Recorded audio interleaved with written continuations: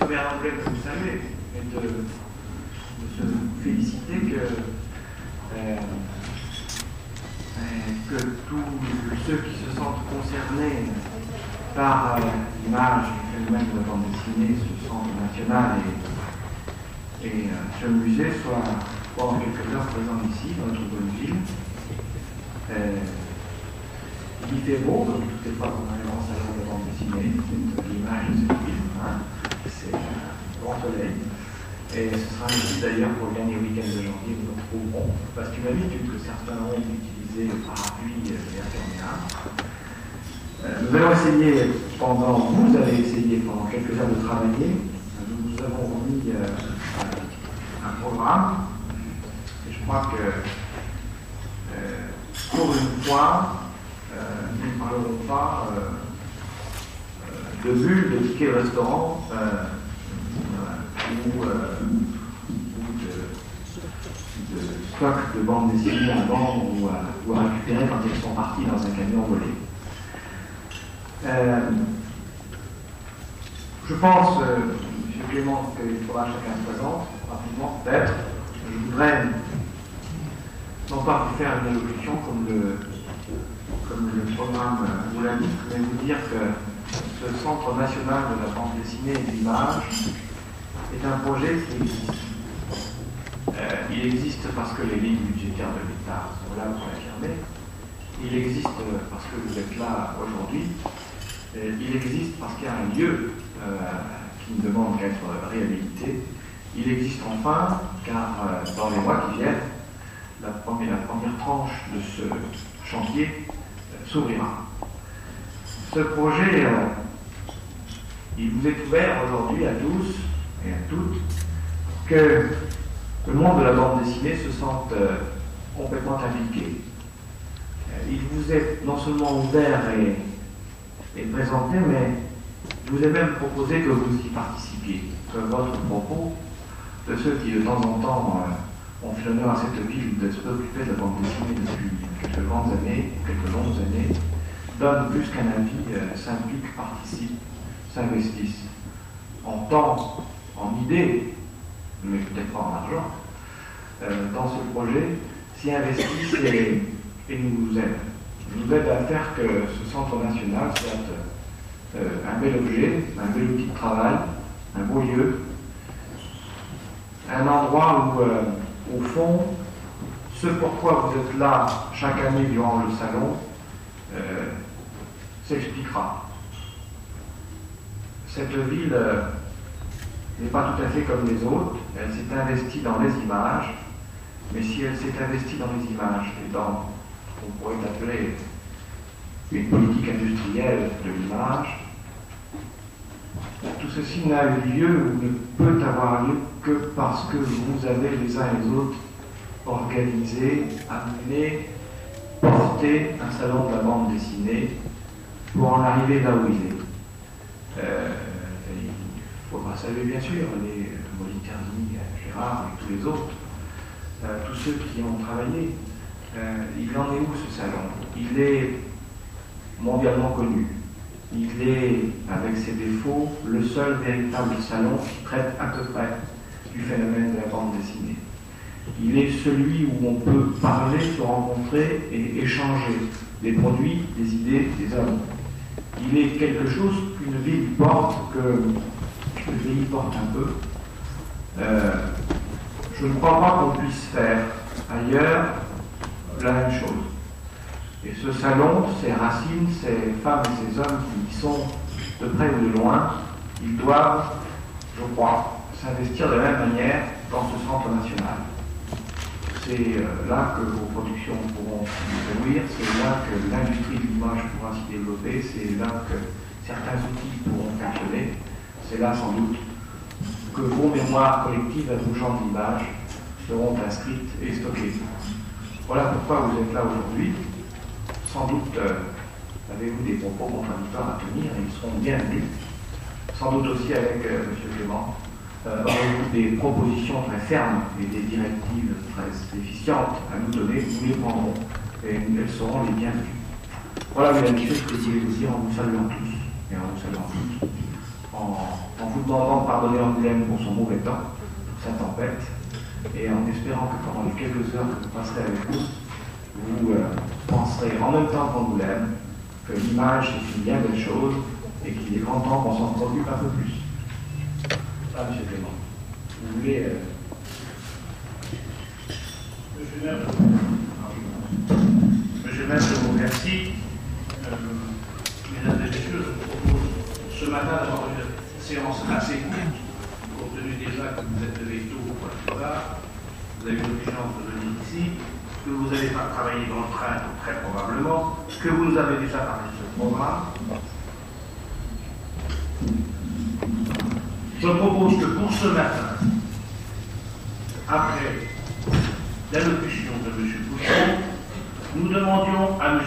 Caméo, qui est adjoint au maire, mais aussi fait partie de la délégation sarcastique du ministère de la Culture, de vous présenter à vous inviter les partenaires publics qui sont ici présents, de façon que vous sachiez qui est là. Et puis je demanderai ensuite à Pierre Pascal de nous présenter aux partenaires publics les invités. Et des gens du milieu de la bande dessinée et de l'image qui ont accepté de venir à ces journées. Et puis nous terminerons par l'organisation de ces journées. Je vous dirai un peu comment nous avons été amenés à changer notre programme et que nous le changerons encore probablement, de façon que nous puissions ensuite déjeuner en commun et se retrouver début d'après-midi pour au moins une bonne séance de travail cet après-midi. Je passe maintenant la parole à David Caméo, s'il veut bien vous présenter les partenaires publics. Merci. Bien, donc les partenaires publics, dans l'ordre de l'énoncé, d'abord la mission de coordination d'Auge, qui est donc la mission chargée de coordonner les grands projets pour public. Le projet Angoulême étant retenu à ce titre, c'est la mission d'Auge qui s'occupe effectivement de l'ensemble de l'opération d'Angoulême. Donc pour la mission d'Auge, Claudie Georges-François qui a suivi depuis le début le dossier, qui est à la gauche du député maire, et Madame Narvaez, je crois, qui est également présente ici. En ce qui concerne les gens responsables du ministère de la Culture, ils ont plusieurs appartenances. Il y a M. de Pelsonner, qui est responsable du secteur informatique du ministère de la Culture et qui est chargé de travailler aussi sur le dossier de la formation.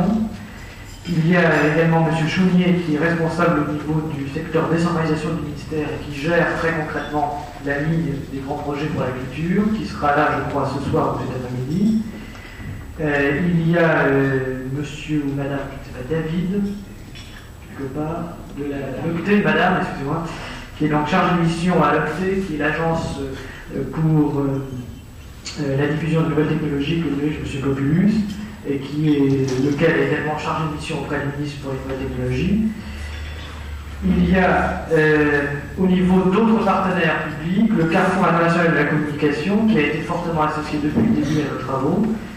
En l'occurrence, il y a M. Taillarda, que vous représentez, M. Berman, Dominique Goudard, qui est présent ici, et Denis Raison, également présent ici. Il y a, je ne sais pas, le directeur en principe des affaires financières et du développement du centre Georges Pompidou. Je ne sais pas s'il n'est pas encore là. En ce qui concerne les autres partenaires publics, il y a public et privé. Il y a la société Image par ordinateur, M. Bastien, qui est au fond de la salle, en face de nous. Pour la société Image internationale de Paris, c'est monsieur ou madame Scholl. Monsieur, voilà. Bon, voilà, c'est quelqu'un d'autre. Et monsieur Métayer qui reprend la société Image. Voilà ce qui concerne les partenaires publics et privés.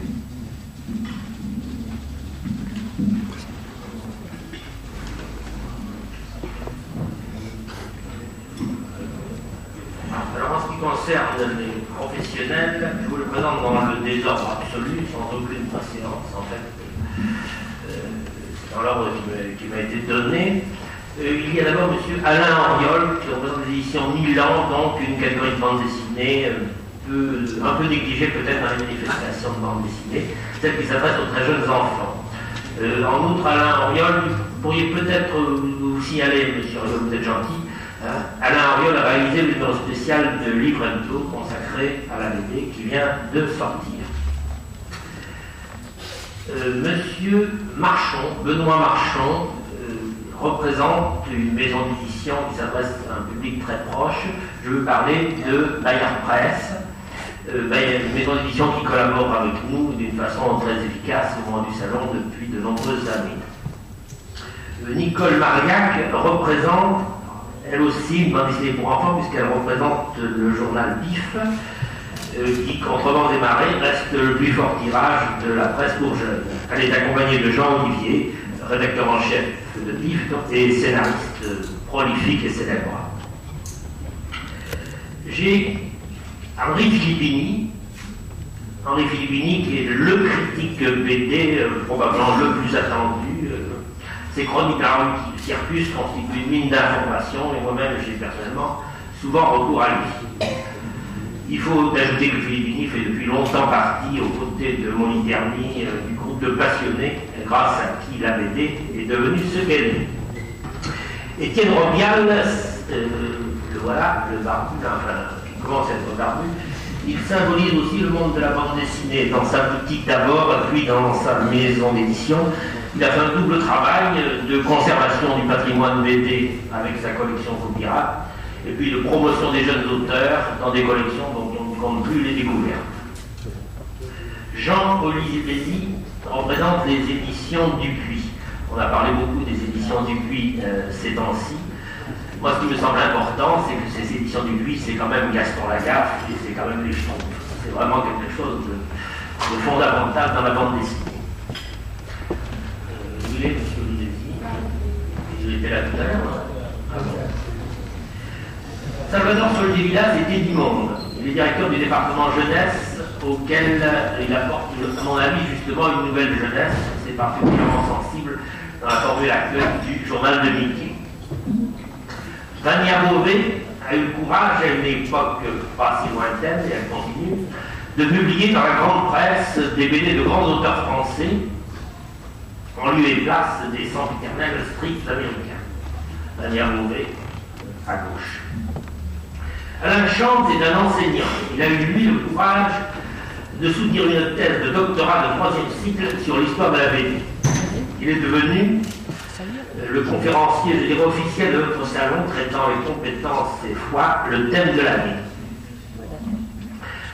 Monsieur Diliès, je ne le connais pas, Monsieur Diliès, pardonnez-moi, est responsable du service audiovisuel de la médiathèque de Metz, et il nous parlera certainement de la manifestation qu'il a organisée, la BD c'est les ordinateurs, je crois. Roland Garel, à ma gauche, représente ici le syndicat des auteurs. Auteur lui-même, il se dévoue depuis de longues années à la défense d'une profession qui n'a pas toujours été reconnue, c'est le moins qu'on puisse dire. Claude Guillot représente l'équipe de ce qu'on appelle le BDM. Claude Guillot est là, à côté de Garel. C'est un formidable travail de documentation sur la bande dessinée depuis les origines. Claude Guillot anime également la revue Le Collectionneur. Je dois préciser que le salon travaille toujours en étroite collaboration avec l'équipe de Michel Terra, que ses activités pour Matra Hachette ont empêché d'être là aujourd'hui. Antoine Roux, outre ses activités au Centre national de documentation pédagogique et critique de BD, il a animé de nombreux stages et manifestations. Il a osé, il y a plus de 15 ans, écrire un livre révolutionnaire pour l'époque, La BD peut être éducative. François Pierre est avec Gérard Berthet et moi-même le 3e représentant de l'organisation du salon. Bénévole et modeste, il est totalement inconnu des Papouasins, auquel il a apporté depuis le premier salon ses connaissances de la BD et le sens de son évolution, ce qui est très important, et qui nous a bien souvent évité de prendre de mauvaises orientations. Gérard Berthet est le commissaire du salon. Ça implique qu'il gère bénévolement une lourde entreprise dont les activités, on ne sait pas assez, s'étendent sur toute l'année. Louis Gérard, directeur aux éditions Casterman, fondateur et directeur de la revue Ars Livre, est apprécié de toute une profession. Il a soutenu notre salon dans les moments difficiles et ses jugements sévères, mais lucides, nous ont bien souvent remis sur les rails. Claude Moliterni est tout simplement à l'origine du salon anglais. Il est aussi simplement à l'origine de ce formidable mouvement en faveur de la bande dessinée dont nous bénéficions tous. Je dois ajouter quand même qu'il est également auteur et directeur littéraire aux éditions d'Arnaud. Jean-Michel Charlier, alors maintenant je pense aux auteurs. Jean-Michel Charlier, auteur, scénariste de Blueberry, de nombreuses séries qu'il faudrait la imaginer pour citer, a dirigé Pilote avec Goscinny, Pilote le journal qui a permis à la BD de devenir adulte. Jean-Michel Charlier est aussi le producteur d'étonnantes séries TV. Jean-Michel Charlier sait tout sur l'assassinat de Kennedy et sur la mafia, et bien d'autres sujets. Serge Clair symbolise toute une tendance de la bande dessinée. Cette tendance rock et BD dont on parle beaucoup actuellement, et qui a vu le jour dans Rock'n'Folk et Metal Hurlant. La publicité a recours à lui constamment, il n'est pas possible que vous ignoriez son graphisme. Je voulais vous dire que je n'ai pas pu vous rencontrer tous, j'en ai rencontré un certain nombre d'entre vous en tant qu'invités. Bon, je vous demande pardon, mais on a beaucoup avancé et les choses vont très vite actuellement. Et je suis content de cette occasion qu'il y a de se connaître d'abord de visage à visage, bon, et de se pouvoir ensuite travailler par 2, par 3, par 4 dans les temps qui vont venir. Bon, je remercie aussi ceux qui ont consacré déjà du temps à réfléchir à ce que pourrait être le centre, à déjà donner des idées sur son contenu, à déjà permettre à l'équipe technique d'avancer dans ce programme. Et enfin, je vous remercie bien sûr tous d'être là avec nous pour nous aider à faire un grand pas, j'espère, au cours de ces 2 journées de travail. Pour moi, si vous voulez, bon, c'est vraiment une opinion personnelle, mais réunir à la fois gens de la bande dessinée et de l'image, techniciens de l'État et de la ville, c'est presque, je dirais, une fondation. Enfin, là. Bon. Alors, on a dit centre, bon, on a dit bande dessinée et on a dit l'image. Bon, je crois que c'est sur tous ces termes qu'il faut effectivement au cours de ces jours. Je dirais quand même 2 mots de la manière dont les choses sont parties. Nous avons effectivement, je dirais tout, réellement dans son contenu à partir du mois d'août. Bon. Le mois d'août a été un peu délicat compte tenu des congés. 4 fonctions ou 4 objectifs qu'on a donnés à ce centre, bon, et sur lesquels, jusqu'à présent, on a travaillé. Et quand on parle de la fonction formation, on parle de la formation. Et quand on parle de la fonction accueil, on parle de la fonction accueil. La présentation qui va vous être faite, que finalement ce n'est pas cette fonction, désigner 4 chefs de file. Parce qu'il fallait quelqu'un qui centralise l'information, qui la rédige, qui la synthétise. Je vais donc demander à Mme Rollin de bien vouloir...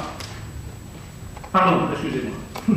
À Mme Bussac de bien vouloir... La personne qui pour l'instant est responsable de la fonction qu'on a appelée patrimoine, au sens large du terme, qui est un mot sur lequel on reviendra, parce qu'il nous plaît qu'à moitié, et on aimerait bien quand même. Bon, je vais demander à M. de Pelsonner de bien vouloir se lever aussi, de façon que vous... Inhérente au programme, et la deuxième, c'est parce que vous, professionnels, avez probablement des besoins plus urgents que d'autres à mettre en œuvre. Et c'est là où votre intervention peut nous paraître indispensable. Outre point, j'ai parlé de mode d'association. Bon, je ne souhaite pas personnellement que cette journée ou ces 2 journées soient la fin d'une collaboration, mais beaucoup plus un début de collaboration.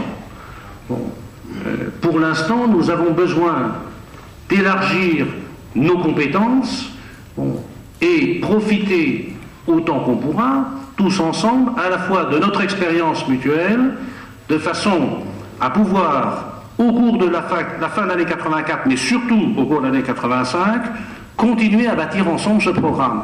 Je n'estime pas que la fin d'année 84 est la fin du projet. La fin d'année 84, c'est les grandes lignes d'un programme. Bon. Mais entre les grandes lignes d'un programme et la mise en place détaillée de tous les éléments constitutifs d'un programme, les relations qu'il y a entre eux, l'ordre dans lequel on mettra en place ses fonctions ou ses sous-fonctions, mérite donc que l'on continue de travailler ensemble. Et quand je dis ensemble, c'est avec quels hommes? C'est l'objet du débat que je voudrais ouvrir avec vous demain, c'est de savoir quelle nature de collaboration on peut effectivement établir entre monde de la bande dessinée, de l'image que vous représentez ici,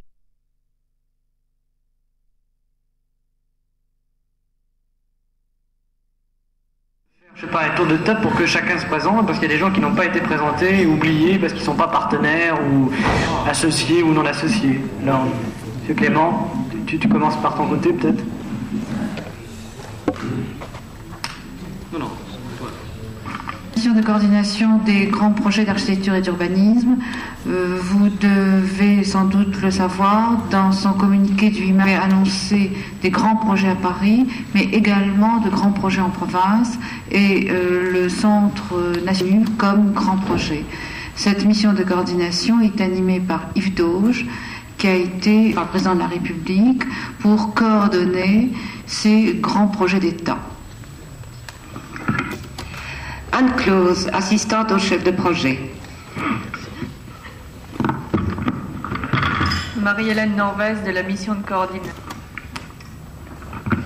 Joël Capellardo, directeur de l'école d'art d'Angoulême. Jean-François de Belsonner, donc chef de file pour les problèmes de formation. Jean Zetoun, chargé de la fonction accueil des créateurs. Jean-Pierre Potier, directeur du centre. Salvador Soldevilla, la direction des Limondes. Alain Henriol, édition Milan. Garel, auteur. Claude Guillot. Cognac, journal Pif Gadget, édition Vaillant. Olivier, rédacteur en chef Pif Gadget. Bonsoir. Alain Chante, j'ai réalisé une thèse de 3e cycle en histoire sur la bande. Hélène David, agence Octet. Michel Barilla, Bibliothèque Sainte-Geneviève. Henri Udrizier, fonction patrimoine.